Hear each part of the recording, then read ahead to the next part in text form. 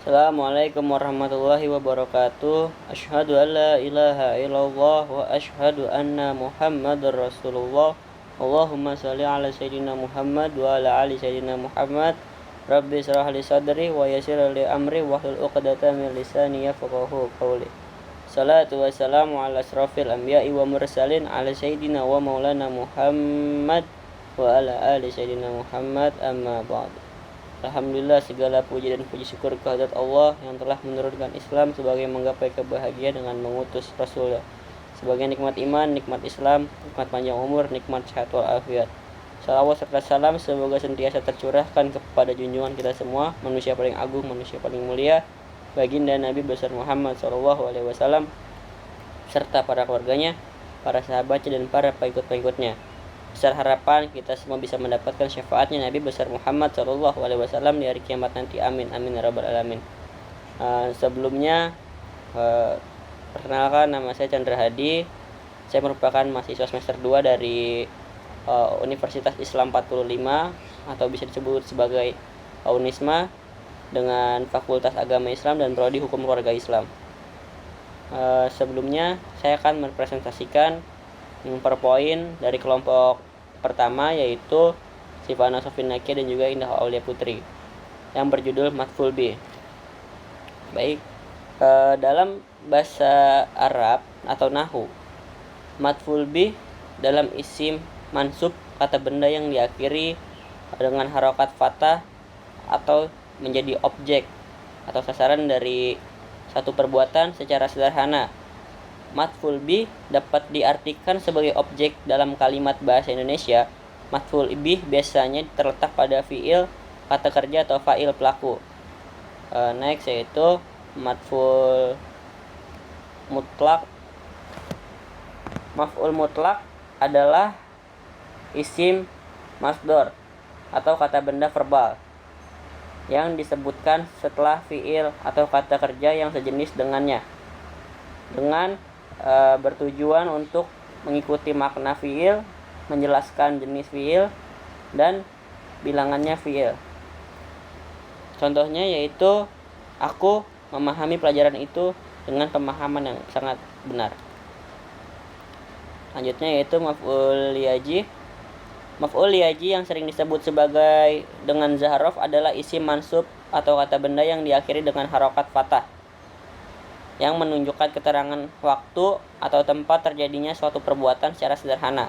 Matful bih dapat diartikan sebagai kata keterangan dalam bahasa Indonesia. Matful fih terbagi menjadi dua jenis, yaitu zaharaf zaman, yaitu isim mansub yang menunjukkan keterangan waktu terjadinya suatu perbuatan, atau zaharaf makan, yaitu isim mansub yang menunjukkan keterangan tempat terjadinya suatu perbuatan.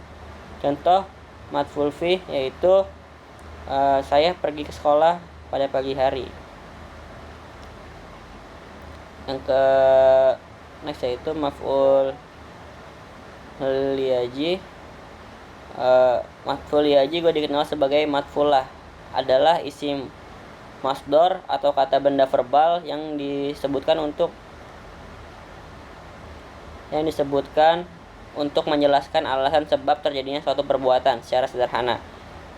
Maf'ul liyaji menjawab pertanyaan mengapa, atau secara sederhana untuk apa suatu perbuatan dilakukan. Ciri-ciri maf'ul liyaji adalah berupa isim masdar. Yang kedua yaitu menjelaskan sebab terjadinya perbuatan. Yang ketiga dibacakan nashab atau fathah. Yang keempat yaitu sehati dengan fiil dalam hal waktu dan pelakunya. Yang selanjutnya yaitu maf'ul ma'ah. Maf'ul ma'ah adalah isim mansub atau kata benda yang diakhiri dengan harokat fathah yang disebutkan setelah wawu ma'iyah, atau yang berarti bersamaan atau beserta. Maf'ul ma'ah berfungsi untuk menunjukkan suatu yang menyertai terjadinya suatu perbuatan. Ciri-ciri maf'ul ma'ah yaitu selalu didahului oleh wawu ma'iyah. Yang kedua yaitu berupa isim atau kata benda dibaca nasab atau fathah menyatakan makna bersama atau beserta. Contoh maf'ul ma'ah yaitu air kayu itu sama rata, air dari kayu itu sama rata. Yang kelanjutnya itu ya hal. Dalam bahasa Arab, hal adalah isi mansub atau kata benda yang diakhiri dengan harokat fathah yang menjelaskan keadaan atau kondisi fa'il, pelaku atau maf'ul bih, objek. Ketika suatu perbuatan terjadi secara sederhana, hal dapat diartikan sebagai kata keterangan keadaan dalam bahasa Indonesia. Ciri-cirinya yaitu berupa isim nakhiroh atau kata benda umum, dibaca nasab atau fathah, menjelaskan keadaan fa'il atau maf'ul bih, menjawab pertanyaan bagaimana. Contohnya yaitu siswa itu masuk ke kelas dengan tersenyum. Yang selanjutnya yaitu tamyiz. Dalam bahasa Arab, tamyiz adalah isim nakhiroh atau kata benda umum yang disebutkan untuk menjelaskan atau menghilangkan kesamaran dari suatu kata atau kalimat sebelumnya. Tamyiz berfungsi untuk memberikan kejelasan dan spesifikasi pada suatu ambigu. Ciri-cirinya itu berupa isim nakhiroh, dibacanya nasab atau fathah, menjelaskan kata-kata kalimat sebelumnya yang masih samar, menjelaskan pertanyaan apa atau seperti apa. Yang selanjutnya itu istisna bi'ila. Dalam tata bahasa Arab, istisna adalah pengecualian. Istisna bi'ila pengecualian yang menggunakan kata ilah. Ilah berfungsi untuk mengeluarkan sebagian dari keseluruhan yang disebutkan sebelumnya. Komponen istisna bi'ila yaitu mustasna minhu ilah, mustasna, istisna tam mujab, istisna tam manfi, istisna nakib manfi. Contohnya kaum itu berdiri kecuali Zaid. Yang selanjutnya itu fi'il mudhari mansub. Dalam tata bahasa Arab, fi'il mudhari mansub adalah kata kerja mudhari, fi'il mudhari yang dibaca nasab atau fathah. Hal ini terjadi ketika fi'il mudhari didahului oleh huruf-huruf nasab. Contohnya fi'il mudhari mansub dengan an, saya ingin pergi ke sekolah. Nah, terus baik, selanjutnya saya akan memulai presentasi dari PPT kelompok 2 yaitu Herdina dan juga Herdina. Pertama yaitu dalam tata bahasa Arab, al-marfu adalah istilah yang digunakan untuk menunjukkan kata yang berfungsi sebagai subjek atau pelaku dalam kalimat dalam bentuk marfu. Kata biasanya memiliki tanda domah atau di akhir kata. Contoh sederhana kalimat Arab, para itu membaca buku. Di sini al-yarju arajulu adalah subjek yang berada dalam bentuk marfu. Ciri-ciri marfu: ditandai domah atau tanwin di akhir kata. Kata-kata ini bisa berupa bentuk isim atau kata kerja fi'il. Kata marfu digunakan untuk menyebutkan subjek, predikat, atau pelengkap dalam kalimat. Bagian-bagian al-marfu'at yaitu mubtada. Mubtada adalah subjek dalam sebuah kalimat. Dalam bahasa Arab biasanya mubtada terletak di awal kalimat dan selalu berupa tanda yang marfu. Contohnya Zaid adalah seorang yang berilmu. Di sini Zaidun adalah mubtada. Yang kedua yaitu khobar. Khobar adalah informasi atau predikat yang menjelaskan mubtada. Khabar juga termaksud dalam kata yang marfu dan biasanya mengikuti mubtada untuk memberikan penjelasan lebih lanjut. Contohnya yaitu Zaid adalah seorang yang berilmu. Alimun adalah khobar yang memberikan penjelasan lebih lanjut tentang Zaidun. Yang ketiga yaitu fa'il. Fa'il adalah subjek dalam kalimat yang berisi kata kerja fa'il, yaitu orang yang melakukan sesuatu tindakan. Fa'il juga selalu marfu. Contohnya qara Zaidun al-kitaba, Zaid membaca buku. Zaidun adalah fa'il karena dia melakukan suatu tindakan membaca. Yang kelima yaitu Nabiul fa'il. Nabiul fa'il adalah kata yang menggantikan posisi pelaku fa'il dalam kalimat pasif. Kalau dalam kalimat aktif ada pelaku yang melakukan suatu pekerjaan dalam kalimat pasif. Pelakunya disebutkan dan objek dari kalimat aktif berupa menjadi subjek baru. Contohnya, kuti'al himar, keledai itu dibunuh. Lanjutnya, fi'il mudhari. Fi'il mudhari adalah kata kerja dalam bahasa Arab yang digunakan untuk menunjukkan perbuatan yang sedang berlangsung atau akan terjadi di masa depan. Contohnya, yaqra Zaidun al-kitab. Zaid sedang membaca buku. Kana wa akhwatuha adalah kata kerja khusus yang disebut fi'il nakis. Kata kerja tidak sempurna disebut begitu karena mereka tidak cukup hanya dengan satu kata kerja, tapi harus punya pelengkap dalam kalimatnya. Contohnya, kana al-jawu mutadilan, udara dulu sejuk. Ini adalah kata huruf iya harf, yaitu kata yang mengaruhi i'rab dalam kalimat jumlah isimiyah, kalimat nominal, atau kata-kata yang masuk ke dalam kalimat mubtada. Kalau berubah menjadi isim inna yang mansub, sedangkan khabar tetap marfu. Contohnya yaitu inna at-thaliba mujtahidun, sesungguhnya siswa itu rajin.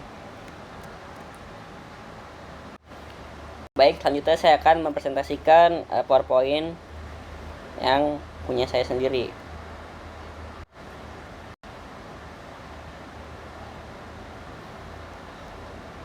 PPT ini berjudul tentang al-majrur dan al-majzumat.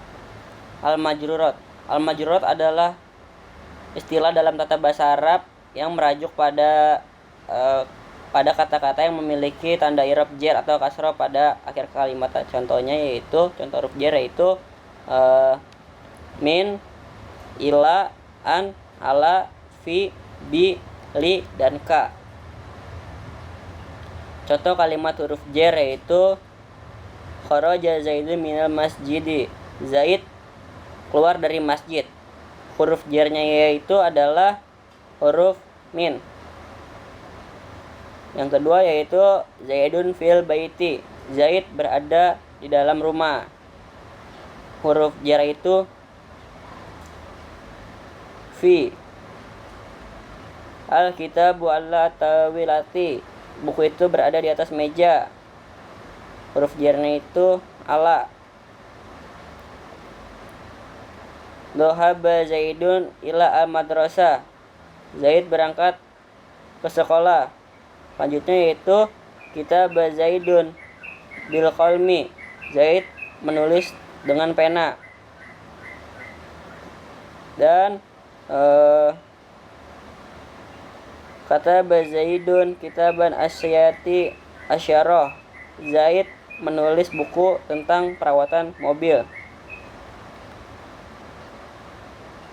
Dan yang ke-9 yaitu rubba ibni rujulun, mungkin ibnu seorang pria. Huruf jarnya itu rubba. Zaidun kal muallimi fil hikmah, Zaid seperti guru dalam kebijaksanaan. Huruf jar itu ka. Al-mazumat, dalam tata bahasa Arab, al-mazumat adalah istilah yang merajuk pada kata-kata yang mengalami i'rab jazm. Kata-kata ini biasanya digunakan fi'il mudhari atau kata kerja untuk sekarang atau yang akan datang yang dipengaruhi oleh huruf jazm atau syarat tertentu. Tanda jazm pada akhir kata ini biasanya berupa sukun di akhir kata atau penghilangan huruf terakhir pada fi'il mudhari, yaitu mulai berakhir huruf ilat. Contoh huruf jazm yang menyebutkan fi'il mudhari menjadi madzum yaitu lam untuk masa lampau atau mempunyai arti tidak. Yang kedua yaitu lam an-nahyah. larangan, mempunyai arti jangan. In, syarat, mempunyai arti jika. Dan man, syarat, mempunyai arti siapa. Nah, kedua kata in dan man ini mempunyai arti makna sama syarat tetapi beda makna.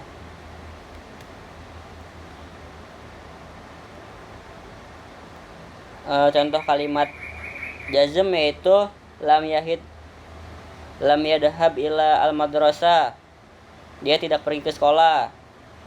Yang kedua yaitu letak hib, jangan berbohong.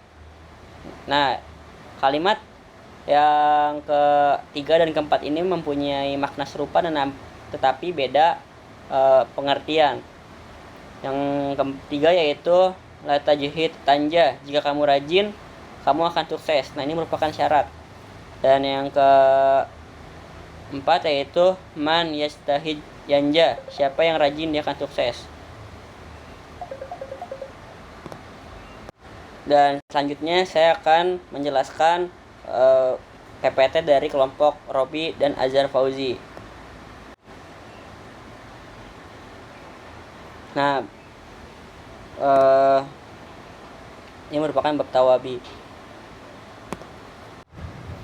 Pengertian at-tawabi. Dalam ilmu nahwu, at-tawabi berarti kata-kata yang mengikuti kata sebelumnya atau muta'alaq bih. Dalam hal i'rab, rafa, nasab atau jar, kata yang diikuti disebut al-matbu atau yang diikuti, sedangkan kata yang mengikuti disebut at-tawabi atau pengikut. Hubungan antara keduanya tergantung pada fungsi tata bahasa, sehingga i'rab at-tawabi selalu sesuai dengan kata matbu. Macam-macam at-tawabi yaitu an-na'at, al-atof, dan at-taukid, al-badal. An-na'at adalah sifat-sifat yang disifati dengan kata sebelumnya yang dinamai dengan sifat. Sifat mengikuti yang disifatinya dari segi kekhususan dan keumumannya. Apabila yang disifatinya merupakan isim marfiyah, marifah atau isim yang umum, maka sifatnya juga diikuti berupa isim marifah, isim yang umum. Dan jika yang disifatinya merupakan isim nakirah atau isim yang khusus, maka sifatnya ikut menjadi isim nakirah atau isim yang khusus.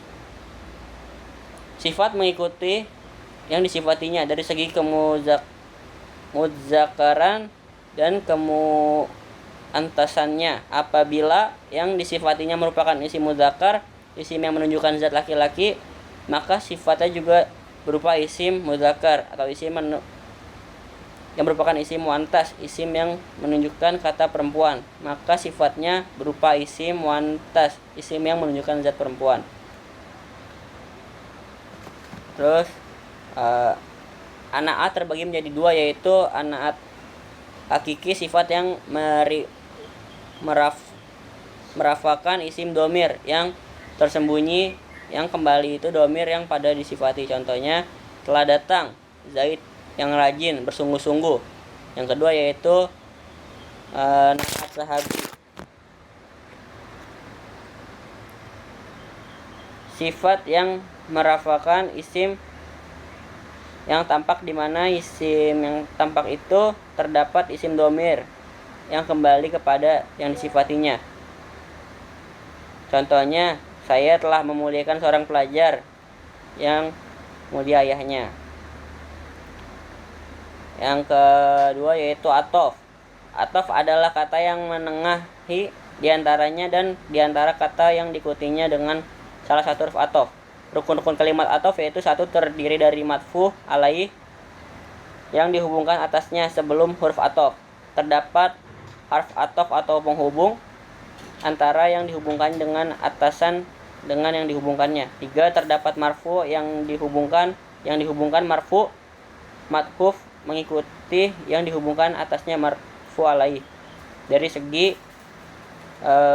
baik itu rafa, nasab, jar maupun jazm.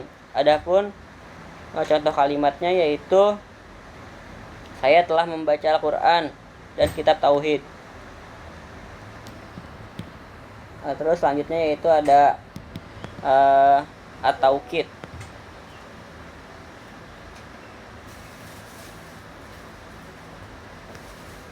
At-taukid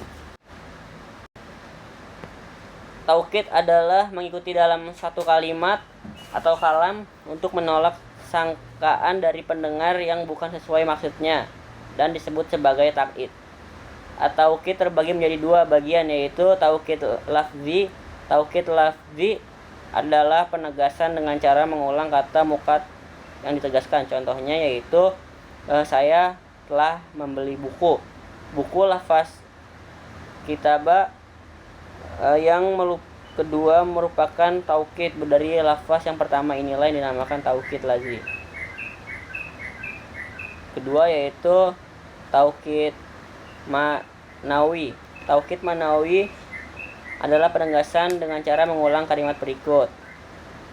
Contohnya Ahmad telah datang dirinya. Taukid mengikuti muakkad dari segi rafa, nasab, dan jer. Yang selanjutnya yaitu al-badal. Badal adalah tabi yang sejalan bagi dengan menyebutkan kata sebelumnya dengan tidak sengaja atau zatnya sendiri. Badal mengikuti mubadal minhu atau yang diganti darinya dan segi rafa, nasab, jer, dan jazm. Badal dibagi menjadi 4 bagian, antaranya badal full, pengganti sepenuhnya kata yang menggantikan kata sebelumnya secara keseluruhan. Contohnya yaitu Khalid mengunjungi temannya. Pada contoh di atas, kata sadiqatu, temannya, menggantikan Khalid secara penuh, menjelaskan bahwa Khalid lah yang melakukan kunjungan. Terus lanjut badah, pengganti bagian yang menggantikan sebagian dari kata sebelumnya. Contohnya yaitu aku membaca buku itu setengahnya. Kata setengahnya menggantikan sebagian dari kata sebelumnya yaitu buku. Badal istimal, pengganti makna terkait. Kata setengahnya menggantikan sebagian kata dari sebelumnya yaitu buku. Pengganti makna terkait, kata pengganti yang menggantikan makna atau sebagian berkaitan dengan yang sebelumnya. Contohnya itu aku kagum pada Khalid akhlaknya. Kata akhlaknya menggantikan Khalid dalam hal sifat tertentu dan akhlak. 4 yaitu badal ghalat, pengganti koreksi atau kesalahan kata yang menggantikan kata sebelumnya untuk memperbaiki kesalahan dalam penyebutan. Contohnya yaitu aku melihat Zaid, maksudku Amr. Kata Amr digunakan untuk memperbaiki kesalahan penyebutan sebelumnya yaitu Zaid. Fungsi al-badal yaitu memperjelas makna kata yang digantikan pada dalam kalimat, menambah keindahan struktur kalimat dalam bahasa Arab, menghindari ambiguitas dengan memberikan penjelasan lebih rinci. Kesimpulannya yaitu at-tawabi dalam nahwu adalah kelompok yang mengikuti kata sebelumnya dalam bentuk i'rab dan hukum gramatikal. Terdiri dari al-nat, sifat, atof, kata sambung, at-taukid, penegasan, al-badal, pengganti, dan at-tawabi membantu memperjelas makna dan memperindah suatu kalimat. Pemahaman at-tawabi penting dalam komunikasi bahasa Arab, termaksud dalam memahami Al-Quran dan teks lainnya. Dengan penerapan yang tepat, kalimat menjadi lebih sistematis. Selanjutnya saya akan mempresentasikan PowerPoint dari kelompok Ibnu Hammam.